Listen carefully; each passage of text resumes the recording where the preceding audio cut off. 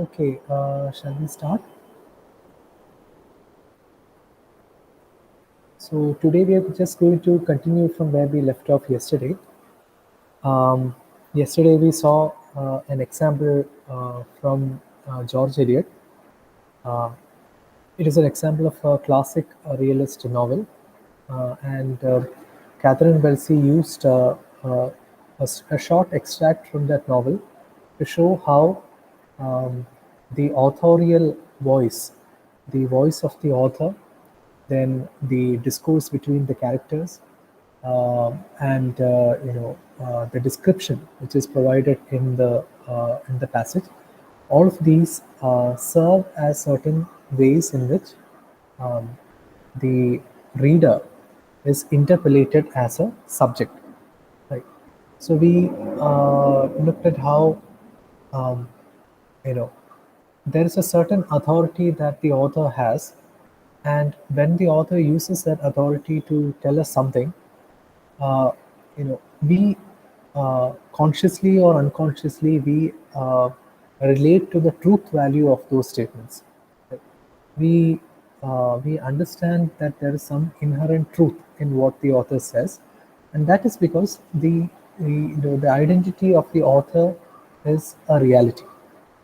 We somehow identify our reality, the identity of ourselves as an individual, with the reality that the author is also an individual, and there is a kind of an intersubjective communication that happens while we are reading. We are, in fact, one subject communicating with another subject through the medium of language. And yet, sometimes, even the medium of language is transcended, and we understand certain things that the author indirectly tells us without the use of language as well. So, that is also something that we saw in that example from George Eliot. So, all of these things, they show us how the text is a kind of a tool through which we too are, uh, you know, um, we too are forced to enter into the framework that is set out by the ideology. So that is what we looked at in the last class, very briefly. Let us now start from this highlighted paragraph here. Um, Classic realism, then, is what Barthes in S. bar Z defines as the readable, the dominant literary form of the 19th century, no longer pertinent since then, and yet still the prevailing form of popular fiction today. Okay. So according to Roland Barthes, who is a post-structural thinker, post-structuralist, he started out as a structuralist and then ended up as a post-structuralist or a postmodernist. Uh, but according to him, classic realism was the dominant form of literature in the 19th century. But still, even though it is not important anymore, it is still the prevailing form of popular fiction today, and it is the accomplice of ideology in its attempt to arrest the productivity of literary practice. Okay, so according to Roland Barthes, this classic realism is an accomplice of ideology. What is an accomplice? An accomplice is a helper, right? Whenever some crime is committed, along with the main person who is responsible for that crime, the police will also arrest a number of accomplices. An accomplice is anyone who helps in the carrying out of that crime. Right? So here, the crime is perpetuation of ideology. And according to Roland Barthes, classic realism is an accomplice in this perpetuation of ideology. And what does it result in? It results in the uh, arresting of the productivity of literary practice. So literary practice becomes less productive. It becomes less varied due to the working of ideology. Classic realism tends to offer, as the obvious basis of its intelligibility, the assumption that the character, unified and coherent, is the source of action. Subjectivity is a major, perhaps the major theme of classic realism. So, what does classic realism do? It provides us with the character in the novel. And it tells us that the character is a unified and complete individual. Right? And when we read the novel, we identify with this character. Right? Maybe we identify with the hero of the story or the heroine of the story. Uh, and when we are identifying with this unified, complete individual, we also tend to believe that we too are unified and complete individuals. So while occupying that position of a unified and complete individual while reading the novel, that same feeling is what is cultivated in us when we deal with the real world. So through reading the novel, we learn how to be a complete and coherent individual in real life. So that is how the novel teaches us to become a subject. Okay.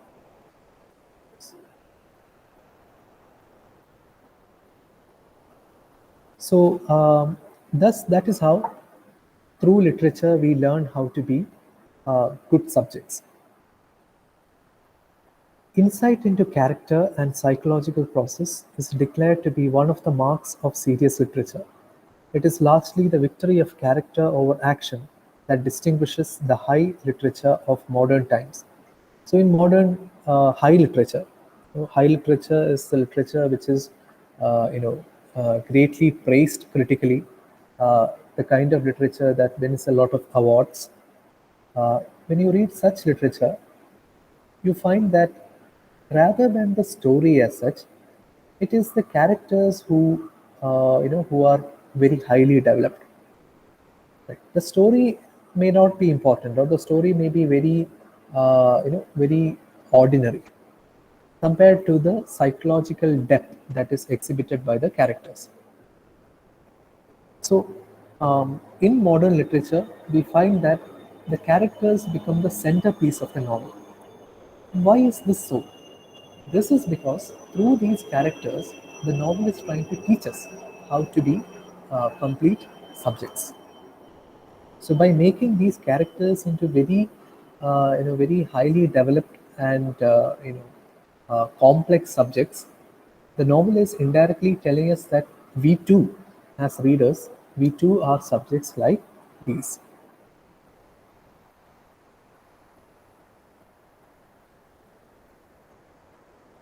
Conversely, inconsistency of character or inappropriateness of particular actions to particular characters is seen as a weakness. Okay. So, if a novel contains characters who do not, who do not perform actions according to what ideology expects them to, then such a novel is seen as inadequate. Such a novel is critically not acclaimed.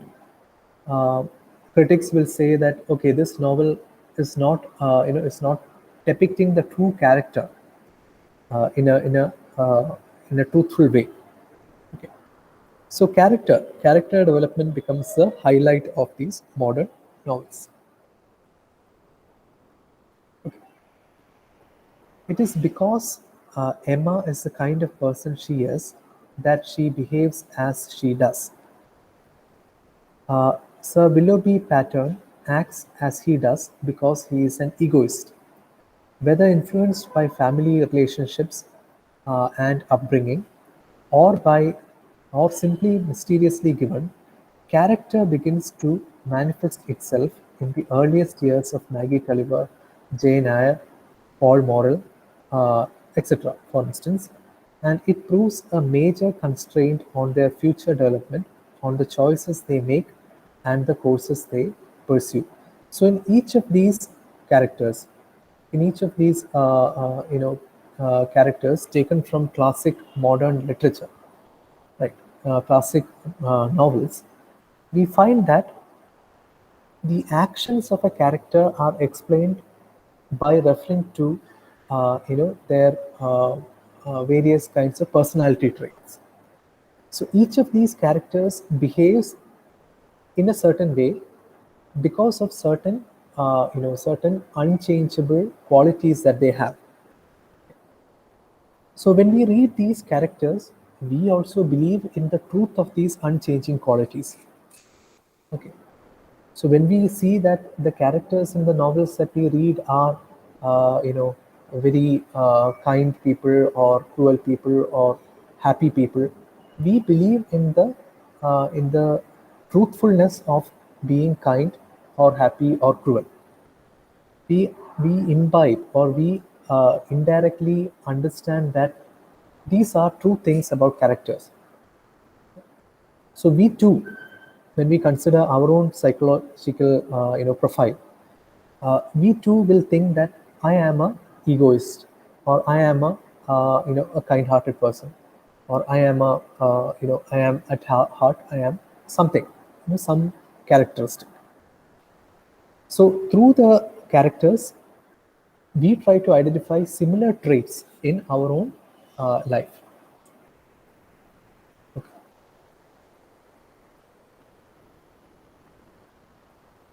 In the more arbitrary world portrayed in earlier literary forms, pairs of characters, barely distinguishable from each other except by name, demonstrate the differences that result from circumstances and accidents of choice. Palamon and Archite, Helena and Hermia, Rosalind and Xenia seem to have everything in common except their destinies, and in the last two cases, their physical heights. If pairs of characters appear in classic realist texts, however, it is more often with the effect of showing how the differences of character between them are the source of their differing destinies. Okay. So, in earlier kinds of literature, literature which predated this classic realism, for example, if you look at medieval literature or early modern literature, like Elizabethan literature, we find that in those works, this kind of character was not the center. Uh, a character could be the same as another character. In fact, in many of these early modern works, we find there are pairs of characters, right? Especially in Shakespeare's plays. In a lot of Shakespearean plays, we have um, twin characters or characters who are very similar to each other, but what happens to them? They follow different destinies. They have different fates, but the difference between their stories is not because of a difference in their personality. They might have the same personality, but still they follow different destinies. But when it comes to modern literature, modern classic realism, what do we find? We find that character determines everything. um, Even if there are twin characters in classic realist works, we find that it is their personalities, it is their subjectivity which determines their destiny. So what becomes the source of a person's fate? In these classic realist works that Catherine Belsey is talking about, fate is ultimately decided by our subjectivity. Like, what kind of a person is that character? What kind of a personality does that character have? That will determine the direction of the story.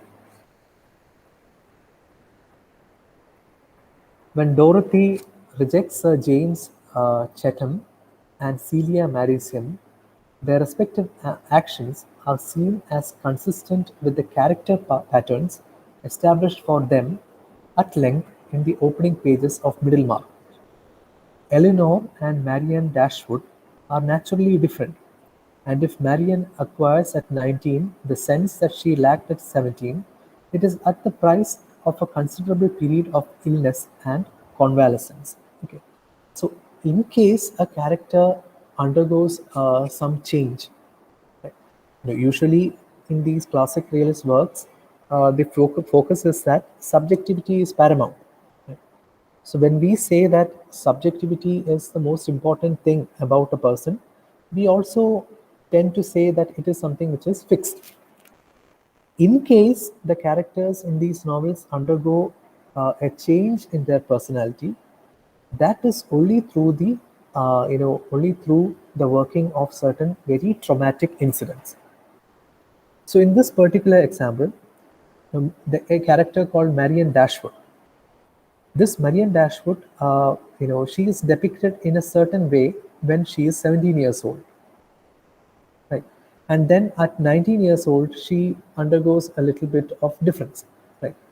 And that difference is acquired only because she undergoes a considerable period of illness and convalescence. So illness and recovery. Convalescence means recovery.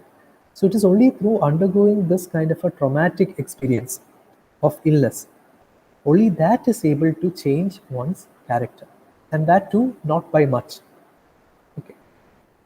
So again, indirectly, when we read these novels, we also come to believe in the fixed nature of character. We also come to believe that character and subjectivity are something which is central to oneself, and also something which is fixed.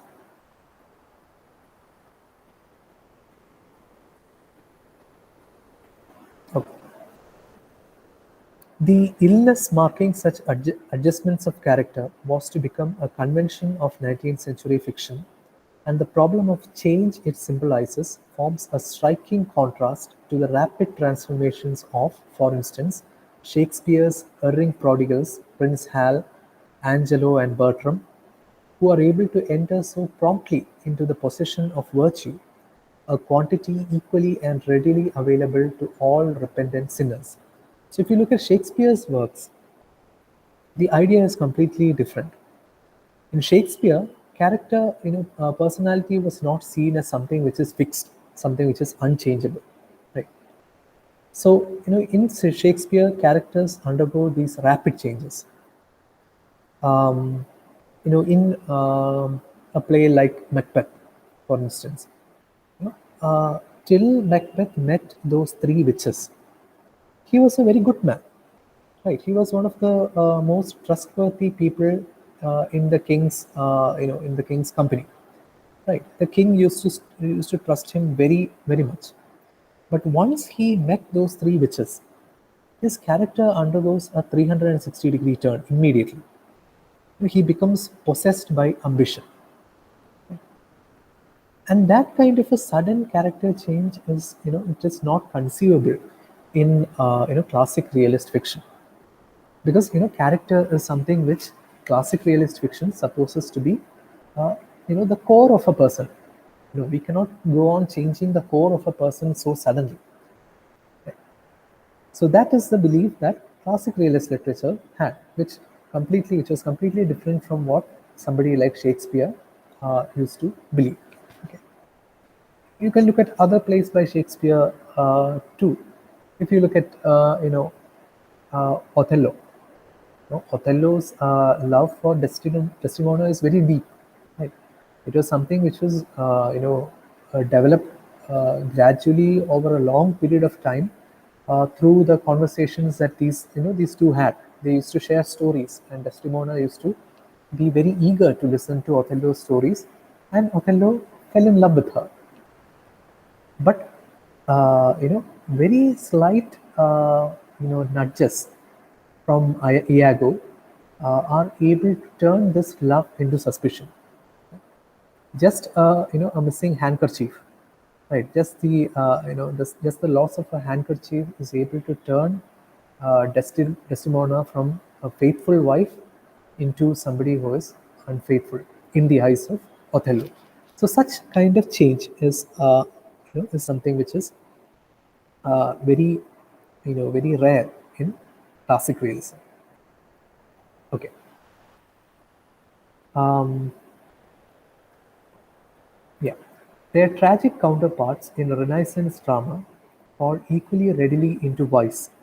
Faustus, Beatrice Joanna, and Macbeth, Macbeth is here, need not be understood as characteristically depraved, though a mode of criticism based on the dominance of classic realist literature has until recently been inclined to analyze them in terms appropriate to the novel. If Lawrence did indeed do away with the old stable ego of the character, it was in search of a deeper form of subjectivity that he did so.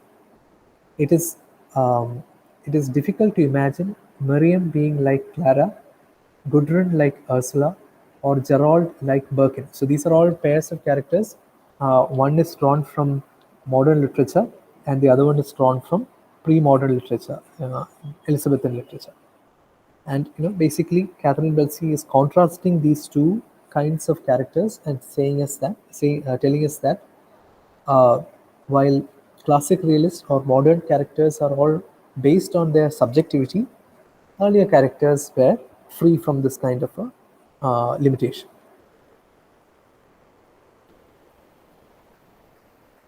Equally, the overt project of the mill on the floss is most obviously intelligible in terms of a difference of character between Tom and Maggie.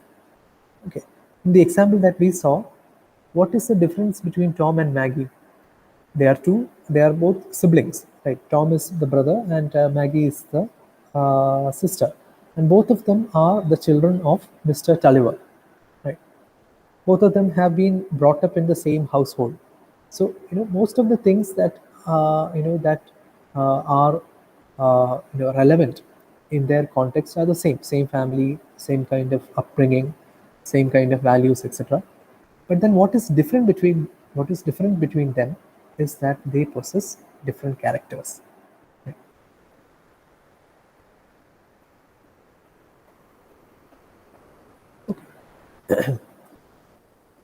Classic realism presents individuals whose traits of character, understood as essential, constrain the choices they make. Okay, so in classic realism, the traits of a character, the various personalities of a character, are understood as essential, and it is what determines the choices that they make, whose potential for development depends on what is given. Human nature is thus seen as a system of character differences existing in the world. So that is a very important sentence. Just like we saw how language was seen as a system of differences. Do you remember in the first class we discussed how language is simply, it is a system of differences. The word I has meaning because it is distinguished from not I. The word cat has a certain meaning because it has a relationship with all the other words which are not cat. Right. So just like that system, that network, which is language, human nature is also seen as a system of character differences existing in the world, but one which nonetheless permits the reader to share the hopes and fears of a wide range of kinds of characters. So we can put ourselves into any of these positions, right? So human nature is given to us as a series of positions which exist in the world, and when we read that novel, we can put ourselves into any of these positions. We identify ourselves with all these positions that are given to us. This contradiction that readers, like the central figures of fiction, are unique, and that so many readers can identify with so many protagonists, is accommodated in ideology as a paradox. Okay. So till now, what have we been saying? We have been saying that character is fixed. The person that you are is something which is unchangeable, right? Then how does, this is a paradox, how does the reader identify himself or herself with so many characters while reading the novel? After all, the reader is also a subject according to ideology. So if I am reading a novel, suppose I am a very cruel person, right? And I'm reading a novel in which there is a character who is extremely kind.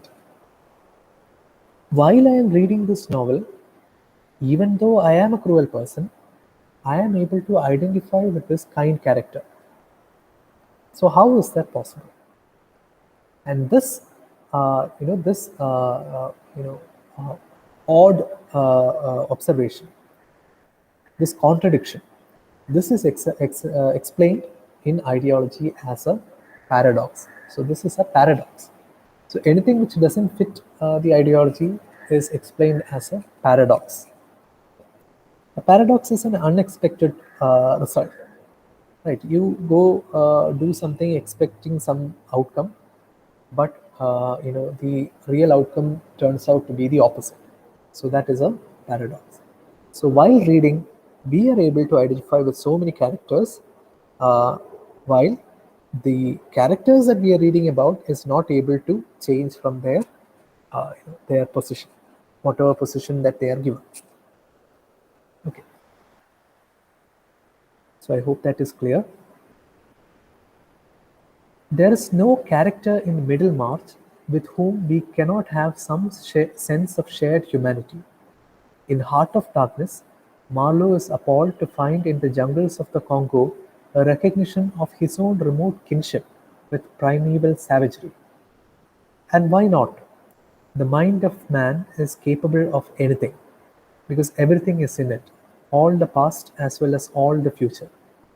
The mind of man, infinite and infinitely mysterious, homogeneous system of differences, unchangeable in its essence, however manifold its forms, is shown in classic realism to be the source of understanding, of action, and of history. Okay. So, in works of classic realism, like Middlemarch or in Heart of Darkness, what do we find? We find that even the characters are, they are appalled that they can identify with other beings. Okay, so the Marlowe is an Englishman, and he goes to the deepest depths of the African jungle, Congo, and he finds that he can identify with the society and the cultural practices of the natives. Okay. Um, so the reason why he is able to find a kind of identity with those natives is because underlying our individual subjectivity, there is something called human nature. Like this is also a point that we discussed earlier. You know, we discussed how ideology creates a kind of a position which can be occupied by everyone, and that is the position of human nature, right? I think we saw it. Um, let's just scroll up and try to find that sentence.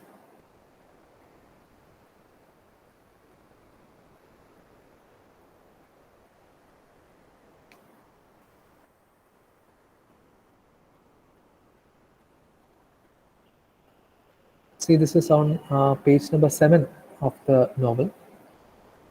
Um, yeah, sorry, page number 7 of the essay, not the novel. So here, you find that underlying all the character types, there is a position called human nature, which is ultimately unalterable, and that human nature is something which lets us identify with so many other positions. Whether we are called to identify with a native of a different country or a different race or a different gender, we are able to do that work of identification. We are able to associate with those kinds of characters because ideology has already uh, you know uh, convinced us that all of these things share human nature, right? It is only because ideology has convinced us of the unalterable existence of human nature that we are able to read and identify ourselves with so many different characters. So this is the paradox. Paradox in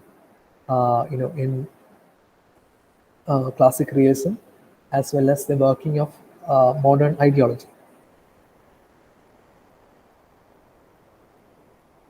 Let's go back to where we were reading. Yes.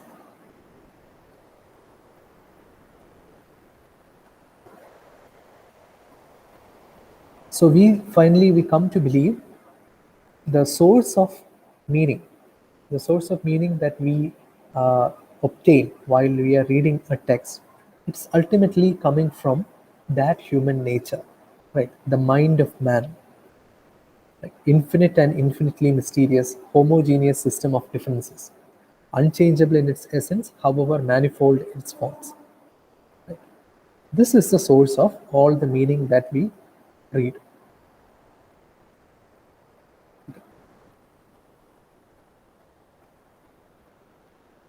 The consistency and continuity of the subject provides the conceptual framework of classic realism, but it is characteristic of the action of the story, the narrative process itself, to disrupt subjectivity, to disturb the pattern of relationships between subject positions, which is presented as normal in the text. So why does the story go on disturbing, the subjectivity of the characters? If the subjectivity is just presented as static, then the story will not have any kind of progression. In order for the story to progress, there should be some challenges to the subjectivity. And ultimately, the story will tell us how the character overcomes these kind of challenges and returns to a very stable subject position. Right. So, reading a story is almost like watching a dialectic working. Right. We studied how a dialectic works. First, there are two opposing viewpoints: a thesis and an antithesis. There is a kind of a conflict between these two opposing viewpoints, and after a while, the conflict is resolved, and something is synthesized. A synthesis occurs. So, a novel also tries to enact this kind of a dialectic. At first, it presents certain character types, right? A kind man, a cruel man, a happy man, a sad man, like that. Many different character types. And then there are certain events which provide some sort of a conflict. While the characters, they have to struggle in order to hold on to the identity that they have. And then what happens? Eventually, this conflict is resolved and the character returns to a very stable subject position. While the reader reads all these things, the reader unconsciously believes in the stability of these character positions. So, we'll read it. In many cases, the action itself represents a test of identity, putting identity into question by confronting the protagonist with alternative possible actions. In others, a murder, marital infidelity, a journey, or the arrival of a stranger commonly disrupts the existing system of differences which constitutes human nature as represented in the microcosm of the text. To this extent, classic realism recognizes the precariousness of the ego and offers the reader the sense of danger and excitement which result from that recognition. But the movement of classic realist narrative towards closure ensures the reinstatement of order, sometimes a new order, sometimes the old restored, but always intelligible because familiar. So this is the important thing. Even though there might be all kinds of disruptions to how characters function, ultimately the direction to which this whole novel is going is towards a closure, a resolution, a point where all these dangers are removed and the character regains stability. Okay.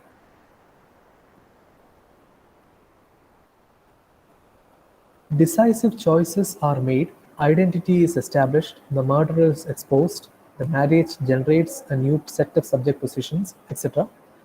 The epilogue is the final part of a novel, right? The end part. The epilogue, common in 19th century novels, describes a new order, now understood to be static, and thus isolates and emphasizes a structural feature which is left implicit in the other classic realist texts. So, if you find that in the epilogue, usually novels contain, older novels like these classic realist novels of the 19th century, they usually contain this epilogue in which we find out what happened to the characters after the story gets over. So we find out who married whom, who is leading, a very happy life with whom, what happened to so and so character. So like that, every kind of curiosity that we might have is satisfied, and we feel that the world has returned to a kind of a static position. Right? So there is no possibility of further disruptions or instability. Right? Everything is returned to a very stable position where we can leave our characters and we can be very satisfied that they are going to be all right.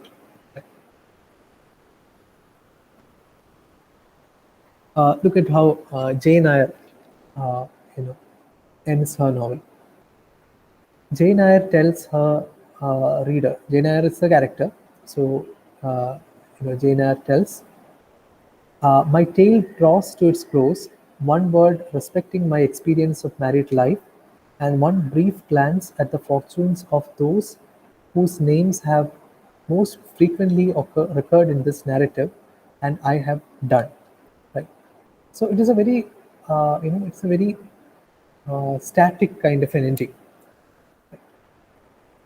She ends with saying that I have done, I am finished, that my stage is over. There is no longer any possibility of further disruption or change. Right? So this is the meaning of that. Harmony has been re-established through the redistribution of signifiers into a new system of differences, which closes off the threat to subjectivity and remains only to make this harmonious and coherent world intelligible to the reader, closing off in the process the sense of danger to the reader's subjectivity. Okay. So this characteristic narrative structure, which deserves more detailed exposition, is discussed in the context of a full analysis of the film Touch of Evil in Stephen Heath's Film and System Terms of Analysis. So this is another work in which this kind of a method of ending the work of art in a very stable position, that is explained in detail in this work.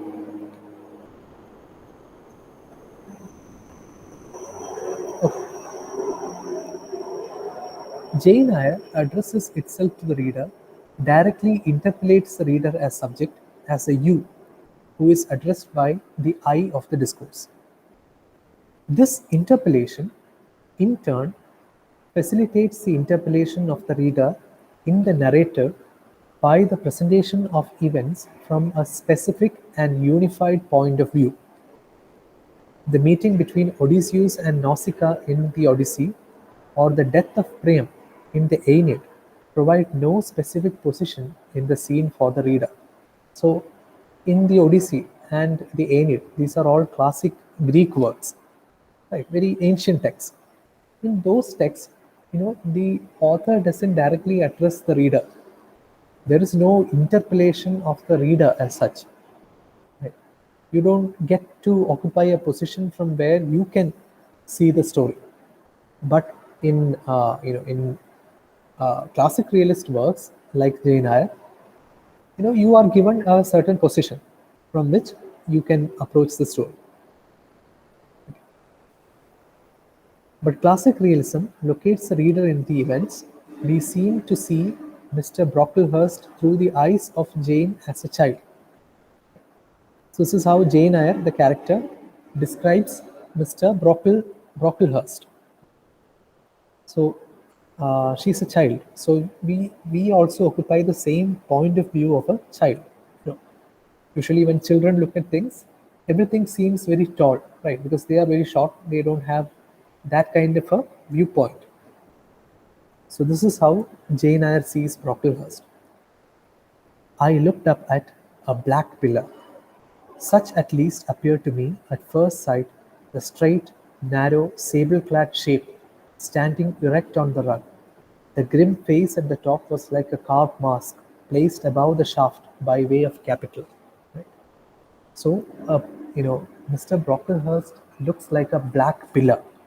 a very tall black pillar on which there is the face of a man, right, which appears like a statue.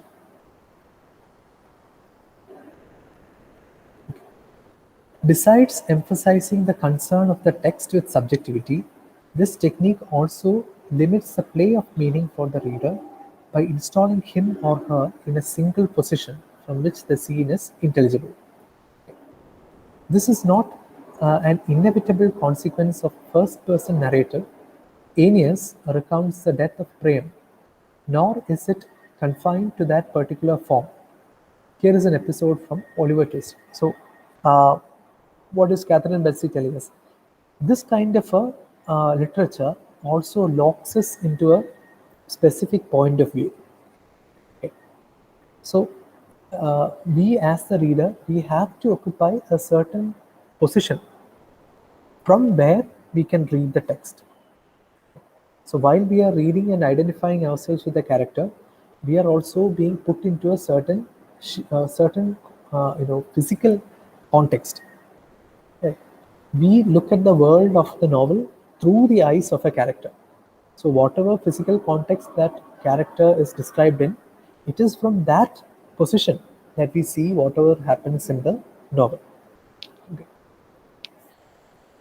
So another example, this time from Oliver Twist. The undertaker, who had just put up the shutters of his shop, was making some entries in his day book by the light of a most dismal candle when Mr. Bumble entered. "Aha," said the undertaker, looking up from the book and pausing in the middle of a word. "Is that you, Bumble?" "No one else, Mr. Sowerberry," replied the beadle. "Here I have brought the boy." Oliver made a bow. "Oh, that's the boy, is it?" said the undertaker, raising the candle above his head to get a better view of Oliver. "Mrs. Sowerberry, will you have the goodness to come here a moment, my dear?" Mrs. Sowerberry emerged from a little room behind the shop and presented the form of a short, thin, squeezed-up woman with a vixenish countenance. "My dear," said Mr. Sowerberry deferentially, "this is the boy from the workhouse that I told you of." Oliver bowed again. "Dear me," said the undertaker's wife, "he is very small." So this is a scene from Oliver Twist. Oliver Twist, as we know, is an orphan, and he has been brought to work at the office of an undertaker. An undertaker is a person who buries dead bodies. Right? So the undertaker and his wife, they are both looking at Oliver Twist. So that is the scene. Okay.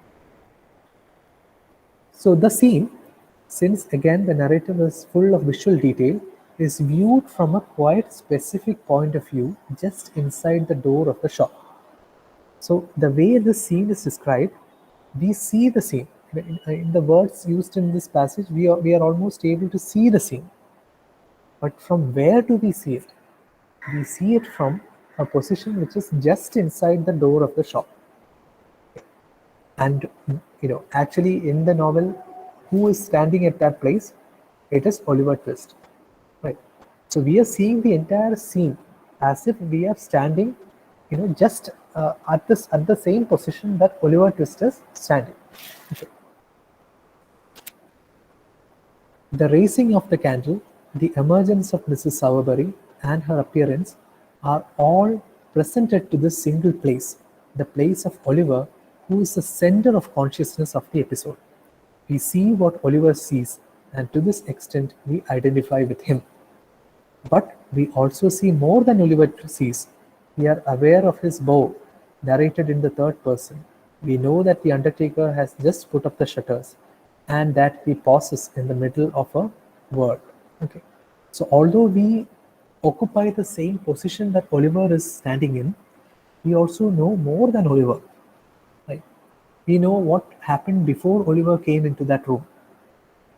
We know, we know that Oliver reacts to Mrs. Sowerberry's entrance by bowing. So all those things also we see, right? So this information has no obvious place in Oliver's consciousness, and the more comprehensive point of view that it permits um, the reader sets up a tripartite relationship between the reader, the fictional character, and the implied author. So when we are reading this kind of a novel, you know, the kind of position that we occupy is a kind of a complicated position, where uh, you know both the position of Oliver as a character, the position of the uh, reader himself or herself, that is ourselves, and also the implied author, right? The narrator who is telling us all these extra details. All of those things combined, right? The reader participates not only in the point of view of the subject of the enance, the subject inscribed in the utterance, that is Oliver, right?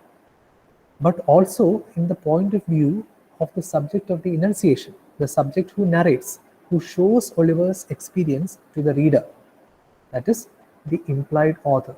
Okay, so we identify not only with Oliver, we also identify with the author. Who is the author here? Charles Dickens, right? Who is telling us these things about Oliver Twist. Okay, so we can identify not only with the subject of the utterance, the subject of the novel, that is Oliver, but also the subject who is speaking the novel, that is Charles Dickens, the author. So I hope that is okay. In a similar way, the conventional tenses of classic realism tend to align the position of the reader with that of the omniscient narrator who is looking back on a series of past events. Thus, while each episode seems to be happening now as we read, and the reader is given clear indications of what is already past in relation to this now, nonetheless, each apparently present episode is contained in a single, intelligible, all-embracing vision of what, from the point of view of the subject of the enunciation, is past and completed. Okay. So while we are reading the novel, we are gradually coming to know the story, right? But the narrator who is telling us the story already knows how it ends. Right? The narrator is the implied author, right? So if we are reading Oliver Twist's story, we only come to know of the story gradually as we move through page by page. Right? But the narrative voice who is telling us the story, Charles Dickens' voice, which is the implied narrator narrating the story, he already knows the end of the story, how the story will end. So we are, we are invited to identify not only with the character, we are also invited to identify with the narrator, who is like an omniscient being, who knows everything. Right?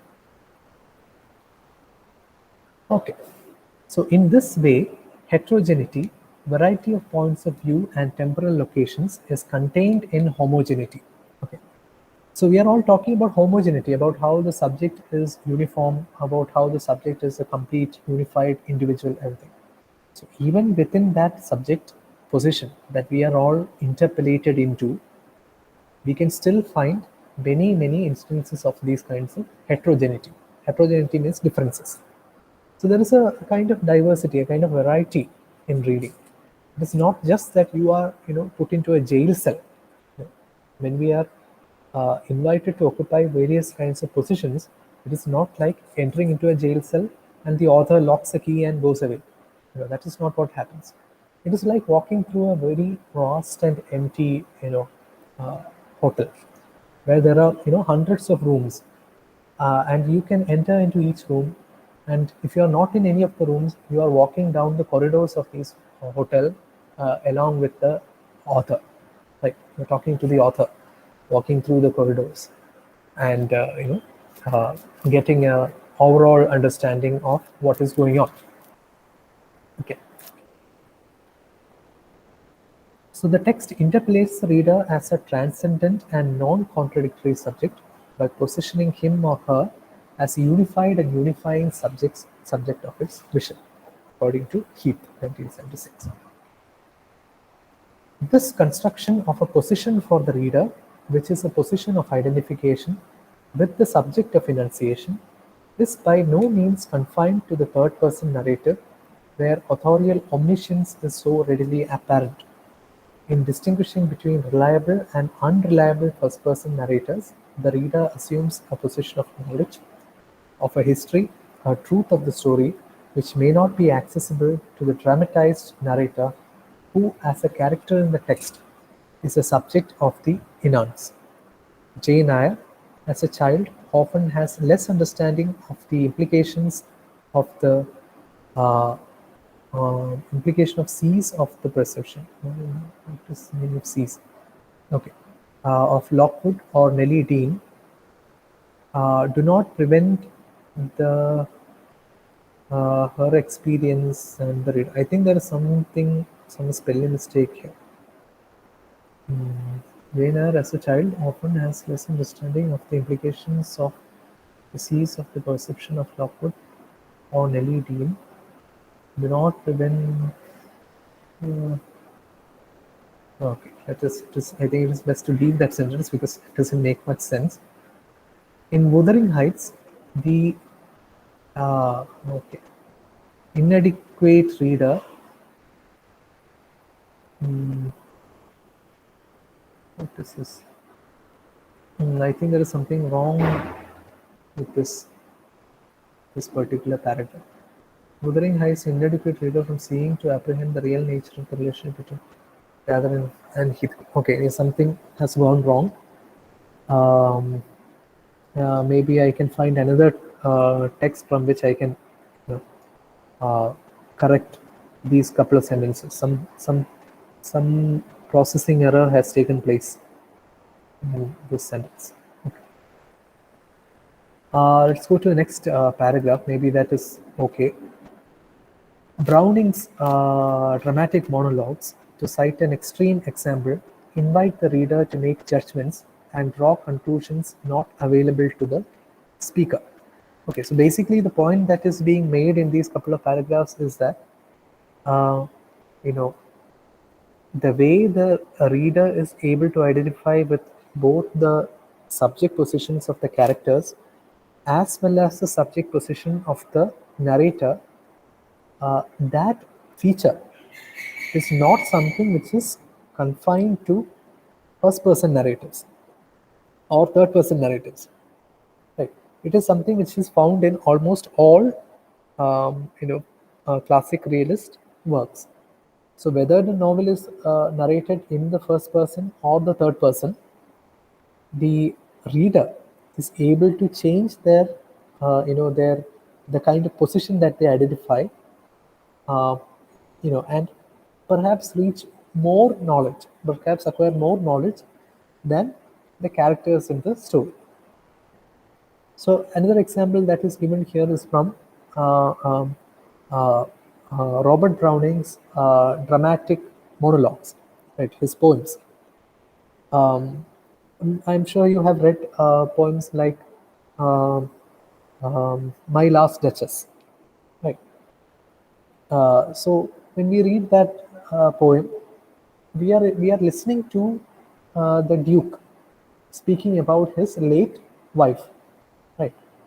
But through listening to the Duke, we come to know certain things about the relationship that the Duke had with the Duchess, and we understand that the Duke did not really love his Duchess, and the Duke indeed may be responsible for her death.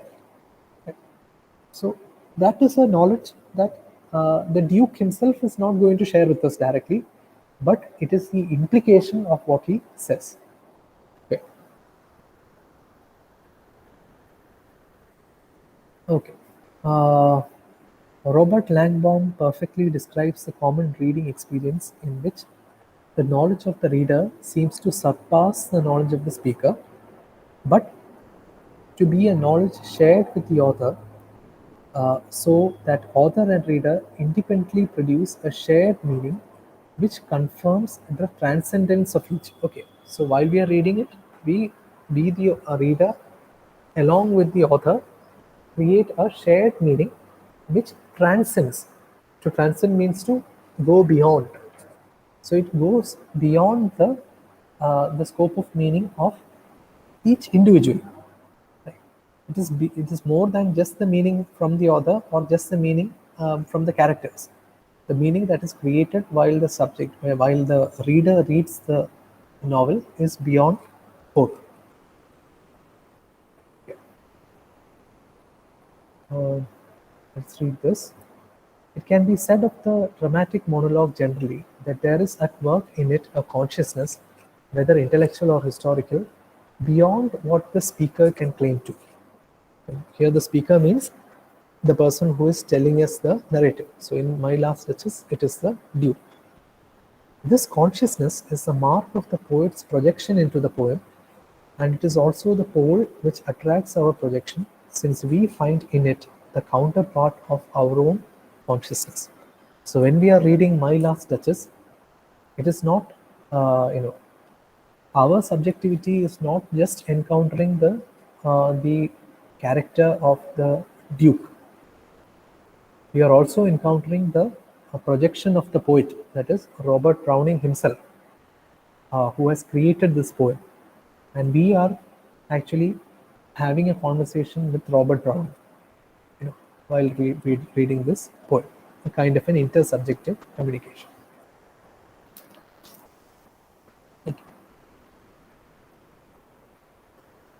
Irony thus guarantees still more effectively than overt authorial omniscience the subjectivity of the reader as a source of meaning. And this is very important, especially in irony.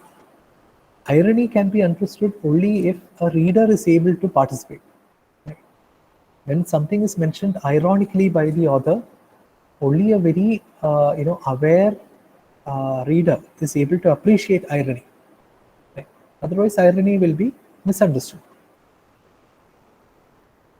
The dramatic monologue is compelled by the logic of its form to leave the recognition of irony to the reader. The classic realist novel, however, has a surer way of establishing its harmonious truth.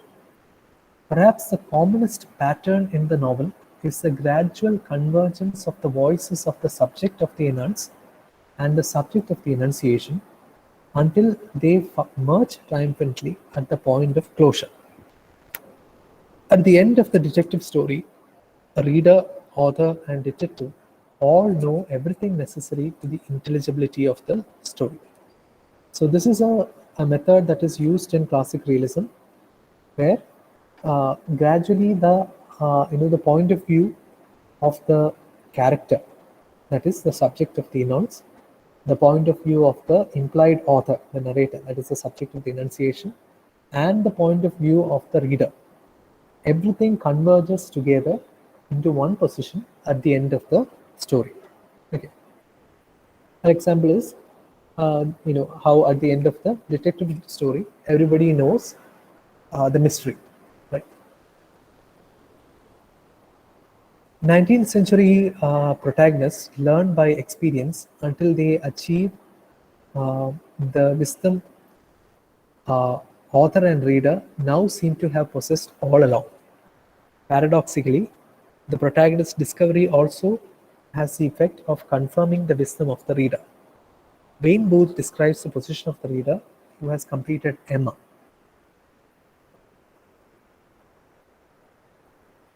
Okay, Jane Austen. Okay, this is a description of what happens to a reader who has completed a reading Emma by Jane Austen.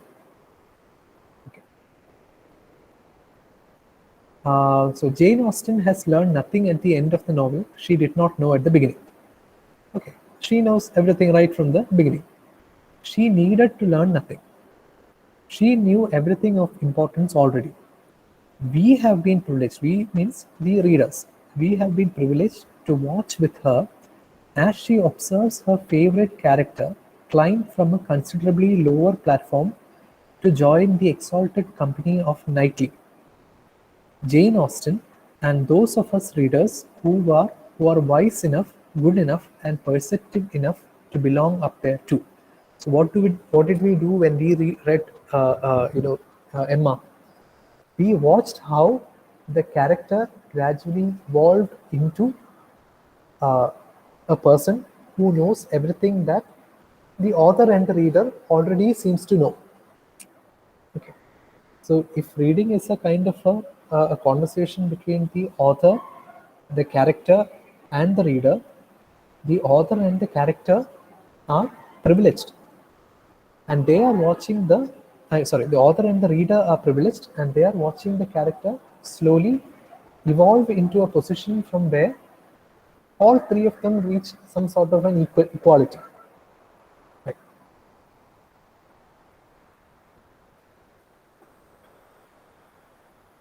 Okay, let me just see how far we can finish this today, if it is possible.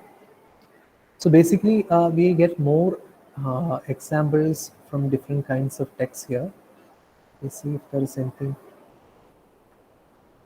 So these examples are all from Bleak House. Bleak House is by Charles Dickens, I think. Um,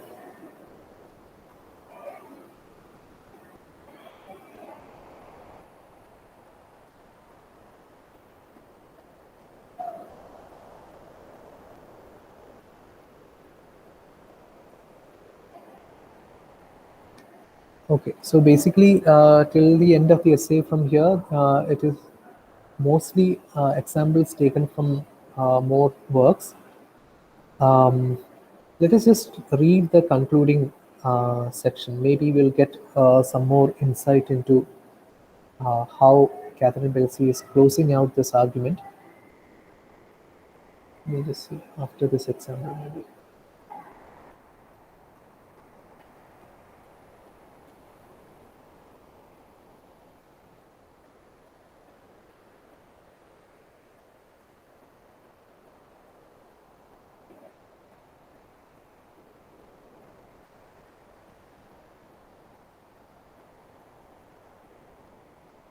Okay, this is the last couple of paragraphs of the essay. Let's just read this.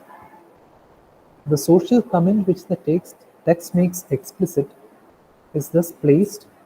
The scandal of the child as an object of exchange is contained within the transcendent position of knowledge constructed for the reader, a position which is in itself non-contradictory and which is seen as a guarantee of moral autonomy, immunity from contamination by a corrupt society.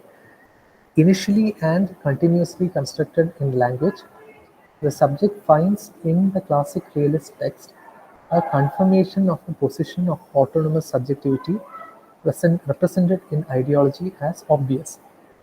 It is possible to refuse a position, but to do so, at least at present, is to make a deliberate and ideological choice. Okay, so this is the last, concluding couple of sentences.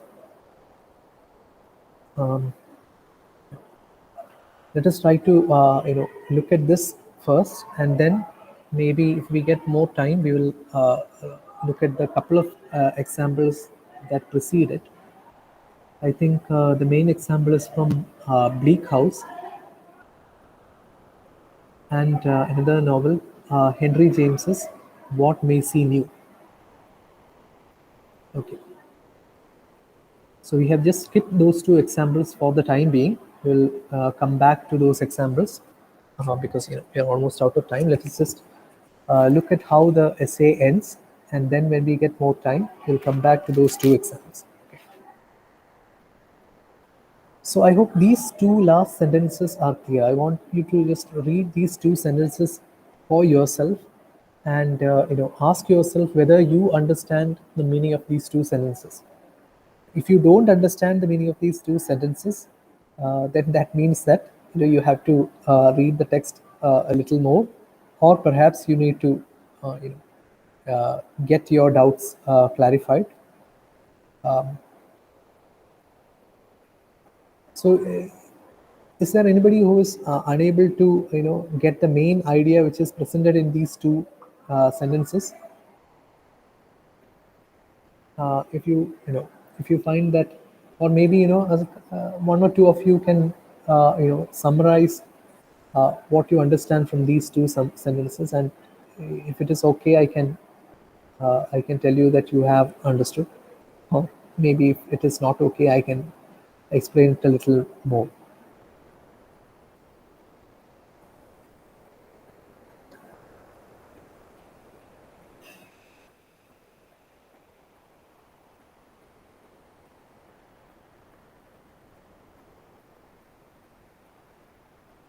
Um, how about Ashita? Ashita, are you there? Yes, sir. Sir, I think what this means is that all we have said till now, like it is the language is what which is constructed, and the very means of subjectivity is constructed by language. It is the role of the language, and classic realist text also makes this confirmation, like the position or we are made believe that we are one with that characters, like that reflection of characters, or through that representation of characters, our ideology is getting more fixed, and it is getting more rooted. And so it is it is not it is not possible to refuse that this subject position, to escape from this subject position, because the ideology is that much rooted, but still we can make a deliberate and ideological choice. I think that is what. Yeah. What you have said is essentially correct. Um, you know, uh, when we make a departure from this kind of ideological position that is offered to us by a particular text, we are in fact rejecting the ideology that that text offers, and we are trying to resist the text. Okay, but most often while we are reading text, we are unconscious readers. Now, how many of us go and watch a movie thinking about how can I criticize this? How can I uh, uh, find out the flaws in this? Most of the time we are taken along with the narrative of the story. We identify with the characters of the story, and at the end of the story we just say, oh, I liked it or I did not like it, whatever. We don't really formulate a kind of a elaborate understanding of what is going on in the story. Okay? And that is the success of ideology. Ideology is able to uh, you know um, take us along for the ride, right? It is like being carried along with the current of a river, right? So swimming against the current of a river is very difficult, right? If you want to swim upstream against the flow of the water, it is very difficult. But if you just want to go in the direction that the water is taking you, you don't have to do anything. You just have to stand still, right? And you will be carried along. So whenever we deliberately try to find out or resist the ideology of a novel or a movie or anything, any work of art, then we are making an ideological choice. We are rejecting the ideology of the text, and we are trying to construct an alternative ideology or a counter ideology, right? So we already saw how there are multiple kinds of ideologies, and the possibility of these multiple ideologies, uh, you know, it uh, you know, it arises from the gaps between the uh, you know the identification of the self and the mirror image, and also the gap between uh, the subjective eye of the utterance and the eye of the enunciation. Right? Those things that we saw earlier in the use of language. So those are the main points. And so these couple of sentences, it sort of captures the main ideas that Catherine Belsey is talking about. So I hope those main ideas are clear for all of you. If not, you can ask me, and I will try to clarify it in some other way so that it is more clear. Okay. Anybody, if there is any other doubt, you can ask me now regarding this essay or any of the other essays also.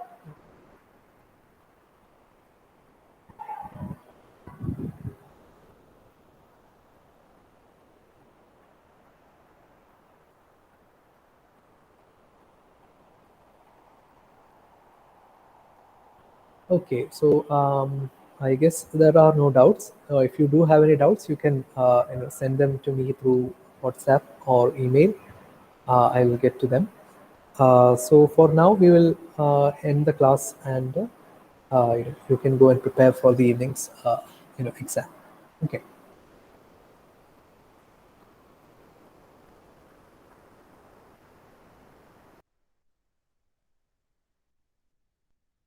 Thank you. Thank you, sir. Thank you.